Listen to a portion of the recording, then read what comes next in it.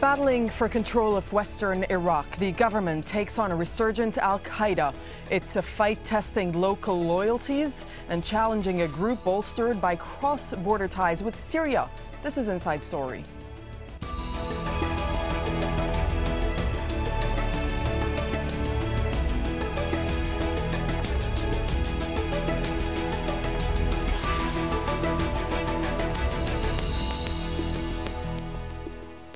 Hello and welcome to the program. I'm Dareen Abughaida. Well, fighters united under the banner of Al-Qaeda have taken control of a strategic city in western Iraq. The Islamic State of Iraq and the Levant, known as ISIL, is also claiming victory in a series of battles in the province of Anbar. It's the latest challenge facing Prime Minister Nouri al-Maliki, whose Shia-led government has been accused by some Sunni Arabs of discrimination and marginalization. Well, senior police officials say the city of Fallujah is completely under the control of ISIL. There's also been heavy fighting in Ramadi and Al-Karma, both Sunni strongholds in the western province that borders Syria. Well, fighters from the Islamic State of Iraq and the Levant are reported to have stormed police stations, seizing weapons and freeing prisoners, as well as setting buildings on fire. And fighting has been going on for almost a week. Well, Iraqi government forces have been accused of failing to get a grip on security since American troops pulled out 2 years ago. 2013 has been the deadliest in Iraq since 2008. Iraq's Sunnis in particular have become increasingly disenchanted. While some tribal militias are fighting alongside security forces, others are battling against the government. But speaking in a televised address, the Prime Minister presented a united front. The people of Anbar province are now standing shoulder to shoulder with the Iraqi armed forces. This is the true stance of Iraqis. They are once again carrying weapons to chase Al-Qaeda members. This is the real attitude of the Iraqis. There will be no retreat until we eliminate the Al-Qaeda members and rid the people of Anbar of their evil acts. Let's bring in our guests. In Washington, D.C., we have Mark Kimmitt. He's a retired brigadier general in the U.S. Army and former military spokesman for coalition forces during Operation Iraqi Freedom. And joining us via Skype from Baghdad is Mowaffak Alrubaie. He's a former Iraqi national security advisor and an aide to the Prime Minister Nouri al-Maliki. And in London, we have Salah Hashimi, who's a legal advisor to the Iraqi League. That's a UK-based rights group. Thanks very much for being with us on Inside Story. Mowaffak Alrubaie, where has it gone all terribly wrong? Why is ISIL now in control of parts of the west of the country? I think the reason is multifactorial. Number one is the Syrian civil war. Number two is some of the tribal sheikhs in the western provinces got it wrong. They thought that this is a government and federal government is against them. Now they realized. I'm very pleased to say that these tribal sheikhs have realized that they were wrong and they are siding with the government. And they're fighting with the government. When you say these tribal sheikhs got it wrong, can you clarify that position? Well, earlier, a couple of weeks ago, we heard that some of these tribal sheikhs have called for the army to withdraw from Al-Anbar province. Now they are calling the local government in Al-Anbar, the elected local government in Al-Anbar, as well as the tribal sheikhs, both are calling for the Iraqi army to come back to clean their Al-Anbar cities. And I believe it's very good for the Al-Qaeda is taking control of part of Al-Fallujah. Now, Fallujah is going to be like an abscess collecting pus from all over Iraq, a magnet for the jihadists, for the terrorists, to come all over there, and then that abscess has to be launched sometime. And I believe the Iraqi security forces are on this job, and we are going to work. All right, Mark, do you agree with what Mowaffak Alrubaie is telling us on the reasons that he believes ISIL is now in control of certain parts of the West? Well, I really do. I think that most of the world's press seems to have this wrong. They seem to portray this as a fight of the Sunnis in Anbar against the Shia-led government in Baghdad. But in fact, Abu Risha, the older brother of Abu Risha al-Sattar, who started the awakening movement in 2006, has, as the leader of his tribe and other tribes, are aligning themselves with the central government again to fight jointly against al-Qaeda. There may be some challenges in reconciliation between the Sunnis in Anbar and the central government, but that's a low-level political matter that needs to be worked out in the long run. The near-term existential threat to Iraq, and in particular to the Sunnis in Anbar, is the presence of al-Qaeda. They have lived under al-Qaeda domination in the 2005-2006 period. They understand how dreadful that can be and how deadly that can be. And as Mowaffak said, and I agree with completely, the Prime Minister has reached out to the Anbaris. The Anbaris have reached back to him and said, let's fight this common enemy together. We'll speak about the fight of, as you call it, the common enemy together in just a moment. But first, Salah, over to you. Is it much more of a complex situation, as Mark is saying, than Sunni versus Shia? Far more complex, and I wish your guest Mowaffak Alrubaie was more accurate in his presentation of the conflict. We must understand that there are two groups of tribes. There are tribes who have taken positions within government and have benefited from that government, and therefore it is in their interest to call on the government to send the army in order to crush their own opponents. And there are the other tribes who are in opposition to the government, who have taken up arms to face the army of the Iraqi army, which was sent initially, of course, to fight Al-Qaeda, which is basically located hundreds of miles away from Al-Ramadi and Al-Fallujah in the desert of Al-Anbar, which is a huge big province.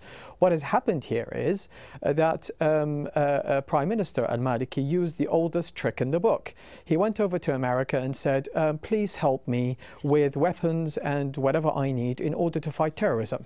And when the Americans responded, he went back and initially flew a few planes over the deserts of Al-Anbar, firing a few missiles at some targets. I don't know what they are, but he said that they were Al-Qaeda, which of course would have been welcomed by both the people of Fallujah and the Ramadi, because they know what Al-Qaeda is. What happened afterwards was very controversial, because then he went and arrested or tried to arrest the brother of an MP, and ended up killing him and basically arresting the MP, and also attacking the peaceful demonstrators, removing their tents, finding absolutely nothing there as he removed them, and in the process turning the tribes of Al-Anbar against him. Now, I think the situation now is very critical, because if we are to suggest that the Al-Anbar province are actually allying themselves with Al-Qaeda, this is a huge big mistake, because they're not. Both the tribal leaders and the religious leaders have issued a decree that nobody should burn any should burn any buildings, should attack any police stations, nor attack any police personnel. So whoever is doing this is outside the tribes of Al-Anbar. This should be made absolutely clear. Their announcement and their declaration is quite public.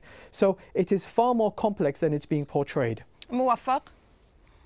I disagree with that, certainly. And I don't think Iraqis should try to settle scores with the federal government now. What we have now, as the gentleman said, we have a critical situation. We are in an existential status here. We need to unite behind our Iraqi security forces, and all of us, all Iraqis, from all parliamentary blocs, political parties, communities, community leaders, Sunni, Shia, all should be united behind our security forces to win but this that begs the question, Mowaffak. I apologize for interrupting you, but you say they should. But how united are they? Yeah, well, we may differ with the Prime Minister. We may differ we may have our own criticism to the federal government, but we may criticize its economic, political policies, and so on and so forth. But that is not the time to do it. Let's let's put this on the side and win this fight, and then we will talk about this. Now, this number two is very important, I believe. And what Mark General Kimmitt has referred to is this. we need to have a comprehensive measures of real national reconciliation after this fight. And we need to have all the Sunni, whether they're disfranchised, disenchanted, feel marginalized, feel unjust, we need to include them in the federal government. We need to give them their real partner in this country. And I believe we have a huge job ahead of us after this battle. But let us finish this battle and win over Al-Qaeda. And there is not anyone who is showing or raising an arm against the government of Iraq, against the Iraqi security forces, is considered terrorist.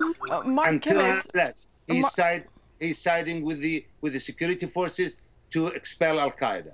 Mark Kimmitt, speaking of the impending battle, and Mowaffak is referring to it right now, the government in Iraq is preparing what a senior official has described as a major attack to retake Fallujah and fight the ISIL. And the Prime Minister, as we've been reporting, is saying that there's an agreement and cooperation between the army and the tribesmen. How much cooperation is there from your experience? And can the army take control of Fallujah alone without the tribes? On the second question, no, I don't think that the army is capable of taking Fallujah and Ramadi back by its own capabilities. What the military is going to bring, they will bring tanks, artillery, personnel. But the key battle, the key element that is necessary is intelligence. And without the support of the tribes to provide that intelligence, that neighborhood intelligence, that local intelligence, it will not be successful. That's why it's so important for both sides to work together on this. I frankly don't see that significant of a difference between what Mr. Al-Hashimi and what Mowaffak are both saying. The key element right now is to defeat Al-Qaeda. There is a longer-term issue in terms of ensuring political reconciliation, which has so far eluded the central government and the Anbaris. But this is a tactic of Al-Qaeda that people must understand. Al-Qaeda finds itself sanctuary and safe haven in areas that are not necessarily under complete control. They come in like a cancer, they come in like an infection. As Mowaffak said, the first thing that needs to happen is that Al-Qaeda must be defeated and ejected from the western provinces. And as Mr. Al-Hashimi said, that must be done with the support of the tribes, not as an isolated single operation done only by the Iraqi security forces. Salah, I'll come over to you because I saw you nodding along to what Mark was saying. I wholeheartedly agree with what Mr. Kimmitt has just said, in that it is an intelligence-led battle. It is not a battle to be fought by weapons such as tanks and Humvees and planes. What is happening is this: it's a very dangerous issue. The government forces, as I understand it, and I've read reports this morning, they are surrounding both Fallujah and Ramadi, cutting off all the supplies from the residents of both towns. This is not going to strengthen the tribes who are against Al-Qaeda wholeheartedly. It is going to instead weaken them. So instead of saying, well, we are going to fight Al-Qaeda and we are going to defeat them, you are actually weakening the real enemy of Al-Qaeda, those who have a track record of defeating them in the past, as Mark would know, and they are the Anbar tribes. You don't treat them by surrounding them and cutting off their supplies. You actually befriend them and first and foremost release the MP that you have arrested, initiate a committee to investigate what happened on that fateful night where he was arrested and his brother was murdered. And lastly and not least, you must meet the demands of the demonstrators. I think the international community is committing a huge big crime by being silent. What is happening now is, and unfortunately I say this, is the crime of collective punishment. Because you tell me, and I think Mark would be most suited to answer this question, how would shelling the outskirts of Fallujah, mainly residents who have absolutely nothing to do with the fighters, they're just families living in their own homes, is going to benefit the fight against Al-Qaeda? Okay, let's put that to Mark. Number two, no, I completely agree that both the tribes and the central government, the Iraqi security forces, have to work collectively and as a joint operation. If either side doesn't trust the other side, this won't work. the central government, the Iraqi security forces, can bring the guns and the tanks. The tribes can bring the intelligence, the local knowledge, and the allegiance. And they have to be brought together as a single effort, working together. The way that the American forces were absolutely unsuccessful in Ramadi and Fallujah in 2007, until the Sawa, until the awakening, brought the two of them together in the collective effort to rid themselves of Al-Qaeda. So the government needs to be very discriminatory on how it operates in that region. I think you've just answered, in fact, my next question, but let me cross over to Mowaffak. And speaking of the Sahwa, what's known as the awakening, that happened in 2006. Just for our viewers to know, that's when Sunni tribesmen joined forces with U.S. troops and fought Al-Qaeda. There's talk now, Mowaffak, of the Sahwa being reawakened and reinstating these tribes in these groups. Can you tell us what the situation is now? We have had Sahwa 2006 and 7 and 8. We have tried this. It was successful. It was tried and tested, and it was successful. And the intelligence-led war the gentleman referred to, is absolutely right. The source of human intelligence is extremely important for this fight, and the source for this is tribal sheikhs. So I honestly believe in the trend, the general trend of the discussion, that we need a lot of intelligence from the tribe. We need a lot of their sons and young men to go back and do the Sahwa and do the training and be integrated with the Iraqi security forces. But does the government have the support from the Sunnis to reintegrate the Sahwas? Well, I think the bridges for trust and confidence need to be rebuilt now. We have a treatment of choice, which we have tried and tested, and was successful in 2006 and 7 when the Americans were around. Now, I think we need to retry the same treatment, the same measures, which we have tried before, and it was successful. So I can't see any problem in this. Well, we touched upon the international community just a few minutes ago. Let me tell you what the U.S. Secretary of State John Kerry has said on the situation in Fallujah and in the west of Iraq. He said that America will stick by Iraq, but he ruled out sending back any troops. He called the Islamic State in Iraq and the Levant the most dangerous players in the region, and said, "We will stand with the government of Iraq and with others who will push back against their efforts to destabilize. We're going to do everything that's possible," but added, "I will not go into the details." Mark Kimmitt, what details is he referring to here? Well, I think what he's referring to is the fact that the United States is providing a package of assistance to the Iraqi security forces and the Iraqi government. Look, I don't think anybody wants to send American troops back into Iraq. Hoshar Zebari, the foreign minister, when I asked him this question, when he was in Washington, D.C. recently, he said, "Mark, listen, we've got 1 million men under arms. We don't need your troops. What we need is your capabilities. What we need are your intelligence capabilities, some of your advanced weapon systems." And the United States recently announced, through the New York Times article of the 25th of December, that they're providing Hellfire missiles, some Scan Eagle drones, capabilities to facilitate the effort between the Anbari tribes and the Iraqi security forces, but certainly not contemplating sending American troops back in. Salah, your comments? Well, first of all, let me comment on Al-Sahwa. Al-Sahwa was something that was established by the Americans, and it was successful because they were well maintained. What al-Maliki did was actually to strangle them, because he cut off funding. He disagreed with the promises that he made to them by including them within the security services, and therefore they are naturally not going to ally themselves to him. I think, and I slightly disagree with Mowaffak Alrubaie in that they need to be reignited. I think the trust element, which was very important in establishing Al-Sahwa, has now been lost, and therefore this government needs to change before Al-Sahwa can be reignited because of that trust element. Now, the other issue is the tribes have called the government in order to assist them to rid themselves of any elements of Al-Qaeda. Now, what the government had said, no, Al-Qaeda emerged within the demonstrators. Now, I think it was incumbent upon the government to allow at least the local forces, i.e. the police, in order to clean or to rid themselves from these supposed elements that have emerged within Al-Anbar province. Right, but just back to my question, Salah, for the benefit of time, back to my question of what Mark was saying, saying that Iraq does not need American boots on the ground. What do you think? That is absolutely true. It doesn't. If the trust is established between the tribes and the security forces, what Mowaffak Alrubaie is saying is partially correct. We need to have, as a country, strong and effective security forces in order to fight external and internal threats.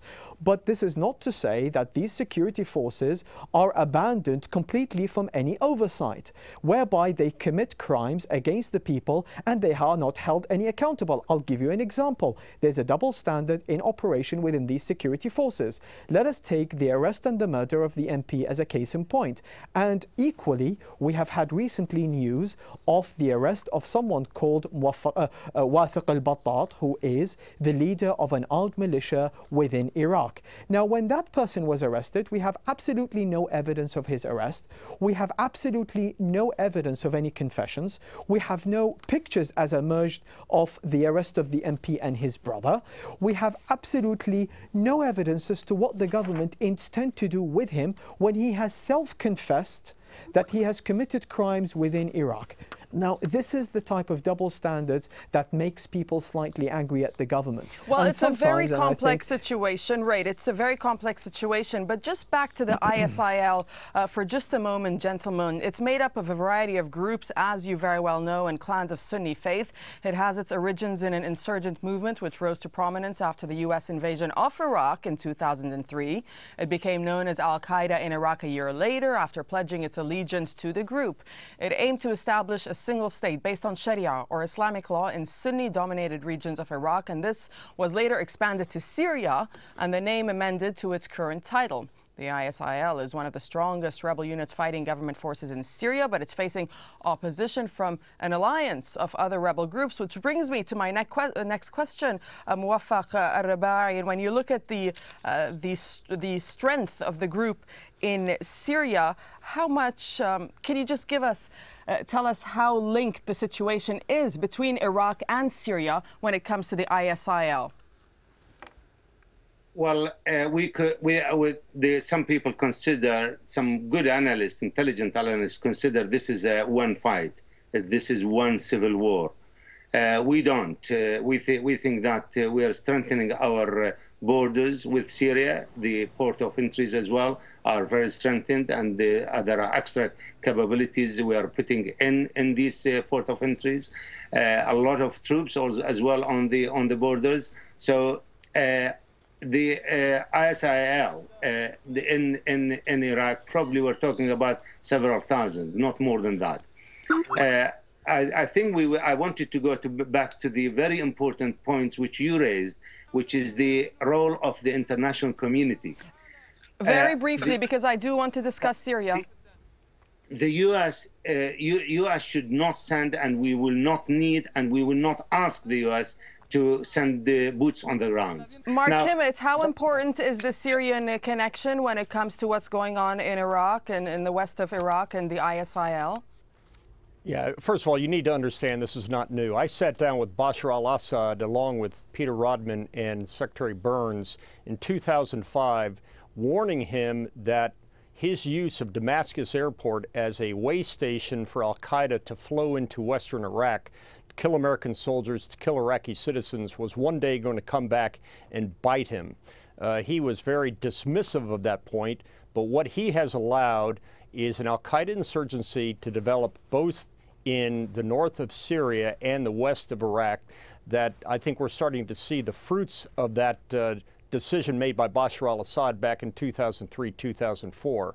They are connected, they do get support from each other, and there needs to be as much work done by the international community on the Syrian situation as is being suggested here to help in the Iraqi situation. All right, thank you very much. That's General Brigadier Mark Kimmitt. We have Mowaffak Alrubaie as well as Salah Hashimi. Thanks very much for joining us on Inside Story, and thank you to our viewers for watching. You can always find this program and many others at aljazeera.com. You follow the links for shows and Inside Story. I'm Dareen Abughaida. Thanks for watching, and from me and the whole team, goodbye for now.